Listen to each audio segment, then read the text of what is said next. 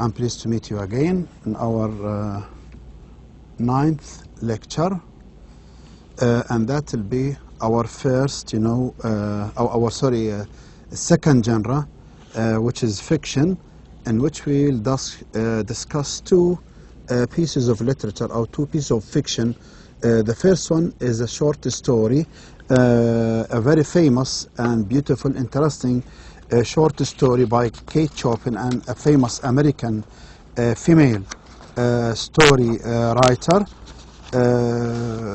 There is a short, biography about her on page, let's say, this could be page 8 or 7, slide 7. Kate Chopin, born 1851, died 1904, and she is known as one of the best, and most famous, short story writers.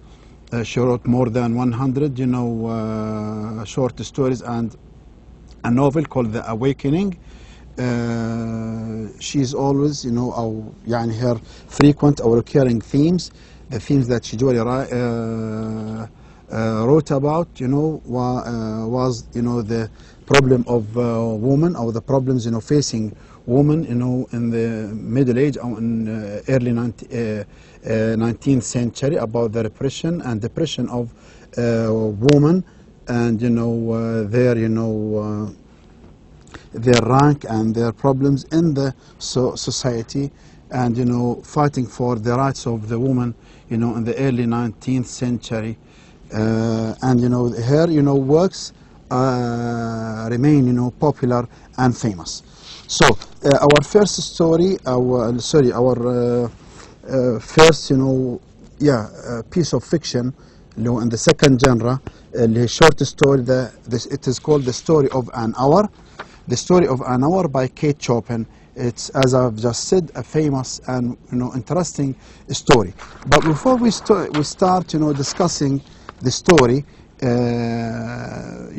we need to discuss literary terms that are very much related to the genre of fiction.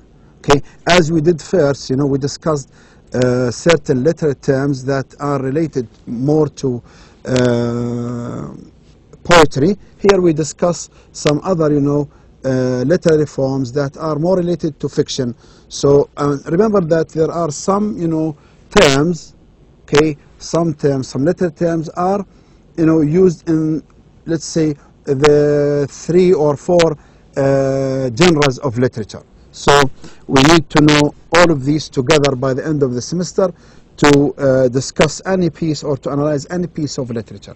And regarding, fiction, we are more concerned about, first of all, character, because it's a basic element in any piece of fiction to know about the characters, and one of the major elements of making a story is the character, or characters. Character is a person, involved in the actions, or referred to in the actions of a story. Okay, so and we know about these characters through the dialogues between them, the characters, or by the dialogues, referring to other characters, who are not involved in the dialogue. So a person in a drama or narrative, through verbal representation or action, it is through their dialogues of the characters, and actions that we know about and understand about these characters. So characters, when we talk about characters or a character, it's not just those who act and involved actually in the events or in the actions. We also include, in this element, any character who's being referred to, okay, by other characters. Okay, characters can be of different types. It's not here mentioned, but you have to know that we have at least, let's say, talk about 2 types of characters. Let's say what is called the round characters, okay, and the static characters. Round characters, we talk about characters, of different sides, and characters, who are developing characters, we also call them.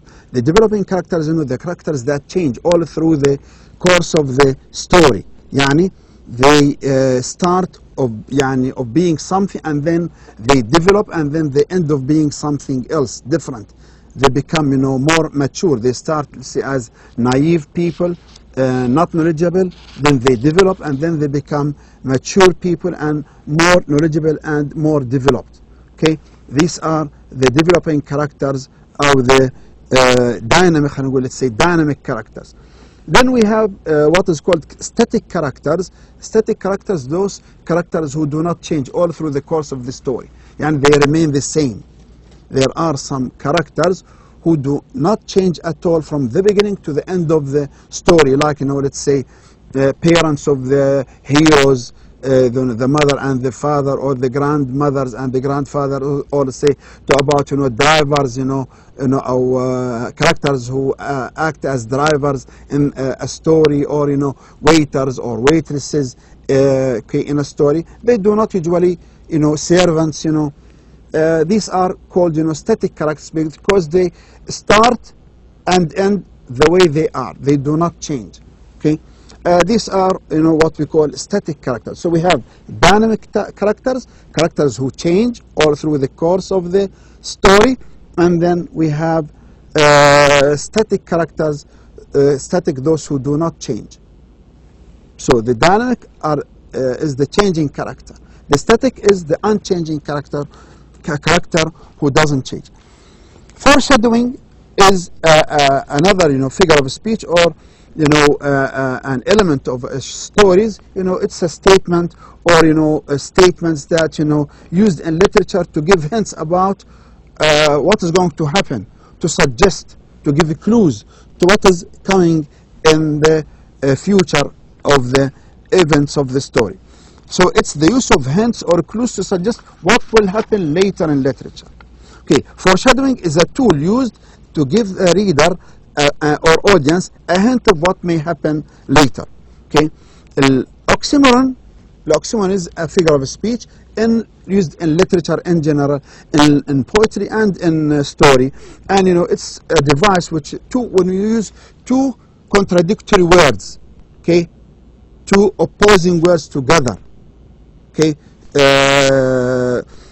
each other in meaning are used together to form a paradox. Okay, like putting two contradictory words together.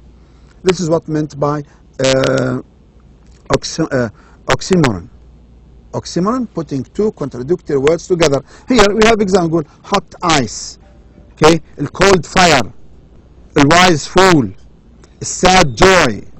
اوكي نقول مثلا زي ما نقول في العربي، نقول يعني نقول ان نار جنه، اوكي، حامض حلو، او يعني خلينا نقول مثلا سكون العاصفه، اوكي، او نقول مثلا سمعني صوت سكوتك. اوكي، to putting two contradictory words, okay, together, of course, to have a meaning, to imply something. Okay, plot, the effect of اللي هو ايش العقدة او الحبكة, the effect of the structure and relationship of the actions, events and characters in a fictional work. This is the plot. The plot اللي هو also we call it the arrangement of the let's say the sequence arrangement of the actions of the story. Okay, the sequence arrangement of the actions of the story. Okay, the arrangement of the actions of the story. Plot. Okay, يعني how the actions of the story put in the order the writer يعني wants it to be. A plot depends on conflict. Conflict is something you should know also. It's not here, but should be mentioned. Okay, So you have to remember this. Although it's not mentioned, okay, we may add it later, but it's something you need to know. The conflict, because there is no story without a conflict. Conflict هو صراع, and it's in English it's called the struggle. There is no story without a conflict, and the conflict is the struggle between two things, two powers, two objects. Okay, it can be a struggle. The conflict can be a struggle between a man and a man against a man against a woman, a man against himself, inside himself. Okay, psychological يعني conflict. You know, can be a man against the nature, a man against the society, a man against the traditions. Okay, these are different kinds of conflicts, and you know the conflict, you know, leads to the plot, okay, of the story, and the plot of the story here is the arrangement, okay, of the actions of the story, and usually, you know, there is a structure of the plot, what is called the plot structure. Okay, plot structure, remember this word. The plot structure, also not mentioned here, is a structure that is, you know, that arranges the events of the story, the actions of the story, and it is composed of 5 parts. اللي هم ايش؟ الانترودكشن, okay, the beginning of the story يعني, then the rising actions, then at the top زي الهرم, okay, زي القوس, at the top of the arch, at the top of the pyramid, في أعلى الهرم, بعد الرايزنج اكشن نمبر 3 اللي بيسموها الكلايمكس. الكلايمكس العقدة اللي هو the peak of the actions, okay, the most complicated part of the story اللي هي الحبكة أو قمة العقدة أو التعقيد في الأحداث, okay, the top, the peak of the actions of the story. After that we come to 3 اللي هو falling actions بنسميهم, the falling actions, that is number 4. Then we come to the end of the story اللي هو resolution or denouement أو اللي هو the end of the story. And these are the 5 parts of the plot structure. Again, plot structure is composed of 5 parts اللي هم ايش؟ the beginning, introduction of the story, rising action, climax, then falling action, then اللي هو resolution أو ال end of the story أو result, okay, the end of the story, resolution أو denouement يسموه. Okay, this is the plot of the story. Okay, after the plot, okay, we have the point of view. The point of view, of course, is another important element in making a story. اللي هو ايش? What is meant by point of view, we mean here the narrator of the story. يعني how is the story narrated? Through which eye point of view? And point of view here we mean either اللي هو ال eye point of view أو ال he point of view. يعني first person point of view أو third person point of view. ال I point of view اللي هو ال first person يعني I we. If the story starts telling يعني if it is told through the I, يقول I was, I go, I. Okay, this is what is called first person point of view. If the story is told from the third person point of view, we say he. So someone is telling us a story about someone else. He, so and so, he, they. Okay, and here he is not participant, is not part of the actions. Someone is telling us what is happening. Like in the first person اللي هو ال I point of view is a participant point of view. Participant narrator يعني الناريتر اللي هو ال I is what is part of the actions. يعني he participates in the actions of the story because he is one of the actors, one of the characters of the story. That is the I point of view. طبعا we have also different kinds of points of view. We have, you know, either I or third person point of view. Either it is omniscient or non-omniscient. Omniscient يعني يعلم كل شيء, عليم بكل شيء. Okay, ال I point of view, omniscient I point of view يعني ايش؟ when the narrator knows about what goes inside the characters. He knows about their dreams, thoughts, feelings, about what's going inside their hearts. That's omniscient. It can be omniscient, يعني wholly omniscient أو partly omniscient. Okay? يختار يكون هذا الناريتر إما يكون يعلم كل شيء عن كل الشخصيات أو يعلم عن فقط بعض الشخصيات وبالذات اللي هو إيش الشخصيات الرئيسية. يعني هون إيش partly omniscient. He knows just about one major character and what goes inside this character, but he doesn't know, or the narrator doesn't know about the other characters. Okay, and partly non-omniscient. Okay, when the narrator is objective, يعني he just tells what is happening. He just, the narrator tells what is happening without commenting and without going inside the feeling and the dreams, the thoughts of the characters. He just, talks about what is happening only. يعني برضه the point of view, let's say in general, it just acts like a camera. Okay, tells what is going on, and this camera decides what you can see. Okay, if it's an omniscient point of view, so the camera takes you inside the minds, the thoughts, their hearts, the feelings of the characters. If the narrator is not omniscient, so the camera just stays from outside. Okay, it's just telling you what you see from outside only, not inside. So a point of view is a narrative method which determines the manner in which the position from where a story is told. Okay. The point of view is perspective. في عنا first person اللي هو I or you, و third person he, she, it أو they. Second person you طبعا is rarely used. Okay, it's not very common, so we don't need to worry about.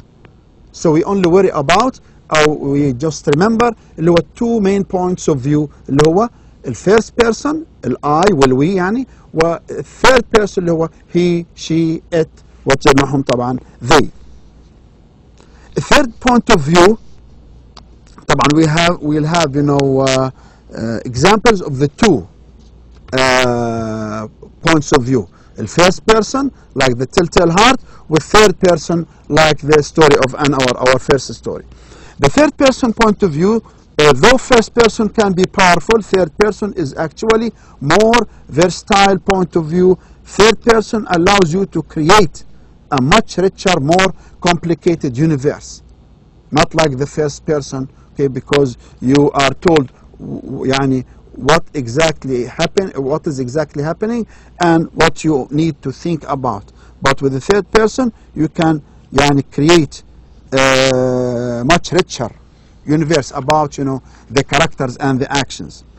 Setting is another element of a story. اللي هو ايش setting? When we talk about setting we talk about the place, the time اللي هو and the social atmosphere, the weather condition of the story.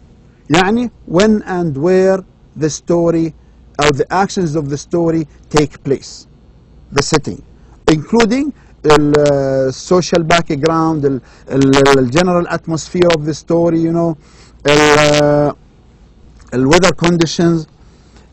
Setting is determining time and place in fiction. Okay. Setting كمان ايش refers to time, place and social circumstances in which a literary work occurs.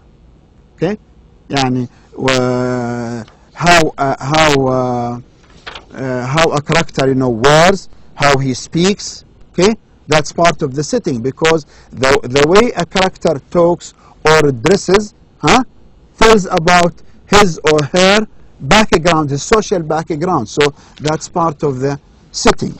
Okay, these are the most important points about the literary, or the most important terms we need to remember for as an while discussing our first story. Then here we come to our first story and we just it's already discussed for you and explained, so please you need to read, but I'll just skim it with you here, just telling you a little bit about this story. It's a beautiful story. It's a story about a young married woman suffers from a heart condition. She's a bit she's depressed by her marriage. She's not happy with her husband, not that happy with her husband, and she receives news about the death of her husband in a train accident, and she after hearing the news of the death of her husband, she goes up to her room. She locks herself inside the room, and she sits in front of an open window, and she expresses her inside feelings about what she'll experience from today on, and how her future will be after the death of her husband. So she looks through an open window, looking out, watching the birds, the trees, the greenery, the beautiful scenery, sort of a spring, life outside the window, with little patches of dark, clouds. And she inside herself, she says, or she screams, silently, free, free, free. So she felt that she feels that she has freedom after the death of her husband. But then later on, we know that it was her husband. Her husband, did not die in that train accident. It was just a piece of news reported by mistake. But her husband was away from the location or the site of the train accident, and then he returns to the house, and then they think her sister, the wife, Mrs. Mullard, and her sister, and the friend of her husband, they think that if they tell her about the return of her husband, she will be very happy. So her sister goes up to her room, calling her to come down, to see her husband coming back, because and they tell her to tell the wife, the sister, gently about the return of her husband. They did not want her to suffer, because she has a heart problem. Anyway, she comes out of her the wife comes out of her room, going downstairs, and then she sees her husband and falls down, and she dies. And then the physicians came, the doctors came, and they think, and this is where the story ends. The doctors, because they know that she has a heart problem, they think that she was killed and she died because of joy, because of the joy of pleasure, being so happy because of the return of her husband. And this is ironic. Okay, زي ما نقول ومن الحب ما قتل, ولكن هو ايش? In fact, she did not die because of the return of her husband, safe. No, in fact, this depends on you and on your interpretation to the end of the story. Okay, it's possibly she died because of the return of her husband, because now she thinks that she'll go back to her old life, and now her husband has come back now, so her life will be again, let's say, depressed, oppressed, and she will not be happy as she thought, and she will not be free as she thought she would be. Okay, and that is the story of an hour. Okay, the story of an hour, publication. See, there is what is called, about this short story, the unities of the story. Yani has, it's well done, and it applies, observes the unity of the story, the unity of place, time, and theme. Because the story takes place in one place, in the house of Mrs. Mullard, in an hour, and it has one theme. Okay, that's observe of unities. The characters of the story, we have the main characters who are Mrs.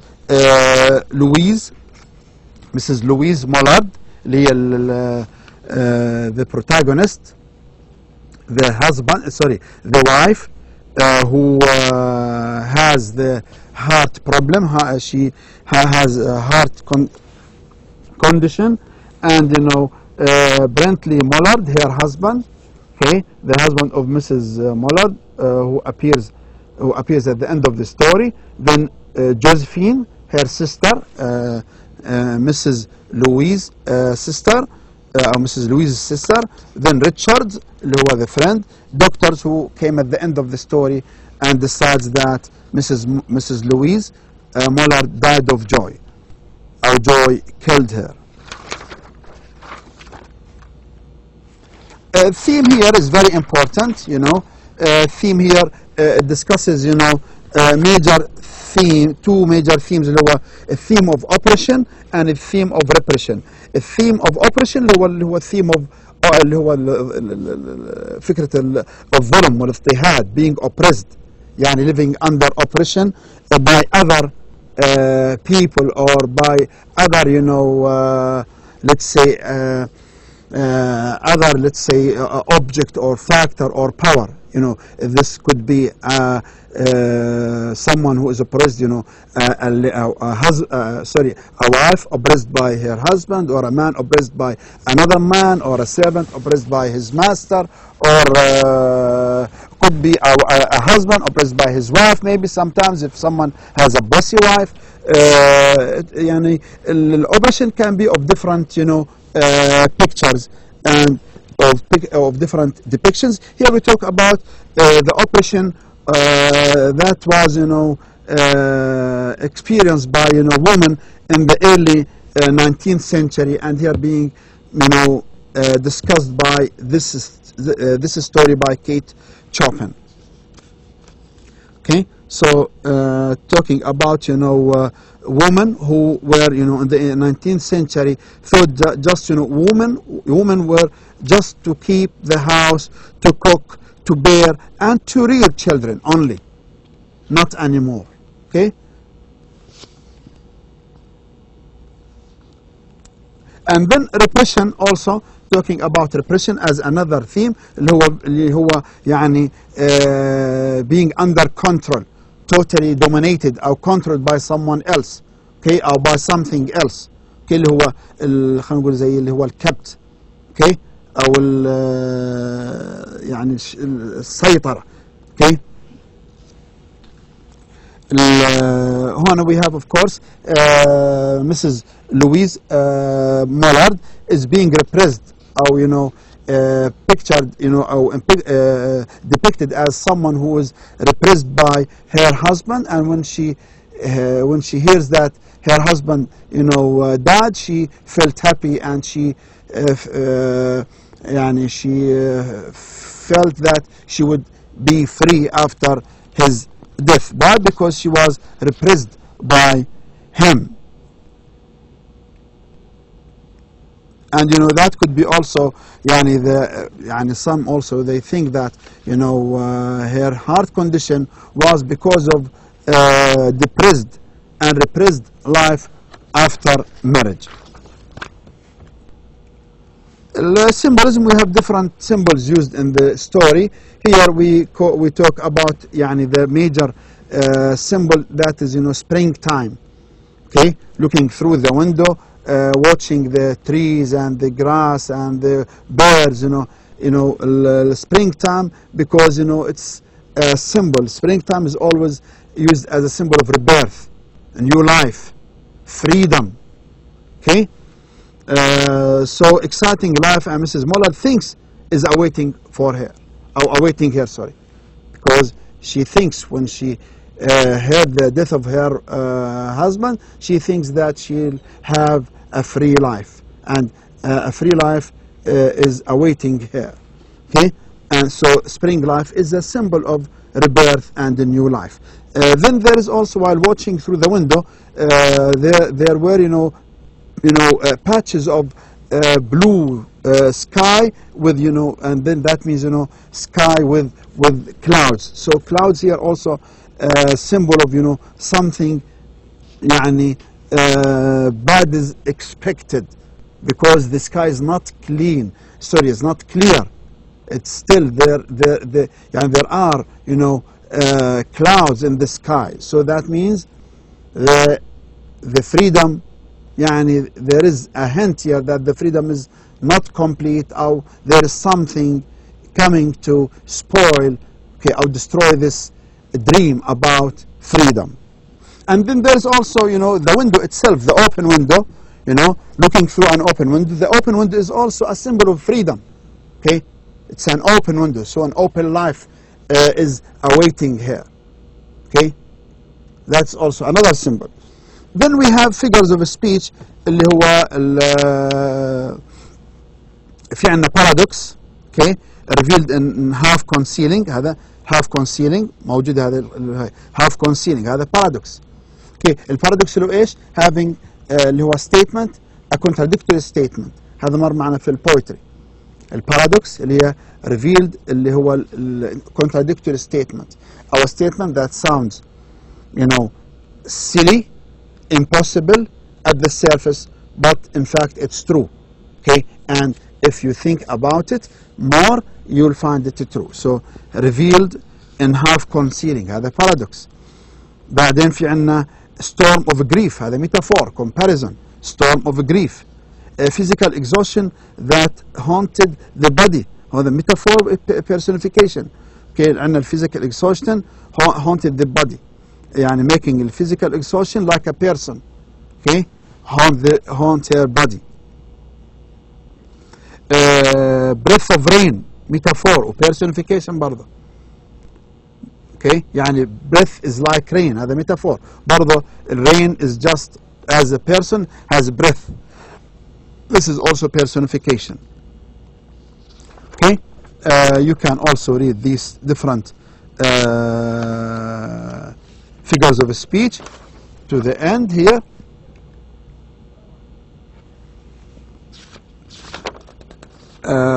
Then we come to the last part of the story here about the name, okay, which is also important. Here we talk about the name of the protagonist, the major character of the story, who Louise Mallard.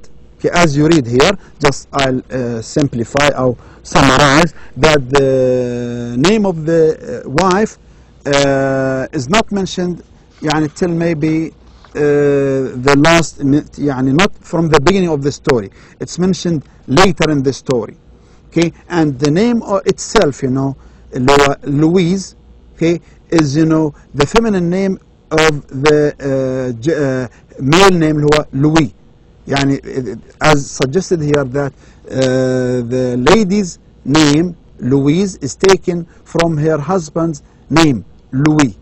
So that's also indication of being repressed, oppressed, or being dominated, and acts as a follower to her husband, even in her name. And her name is also, as I said, is not mentioned at the very beginning. It is mentioned later in the story, because to also to indicate that the name of the lady, the wife, is not important, because she is minor in the society. So even her name is minor, and no need to mention it right away.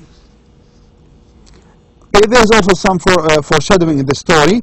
The beginning or the opening sentence of the story foreshadows the ending. Okay, إذن هذا الforeshadowing, example of the foreshadowing.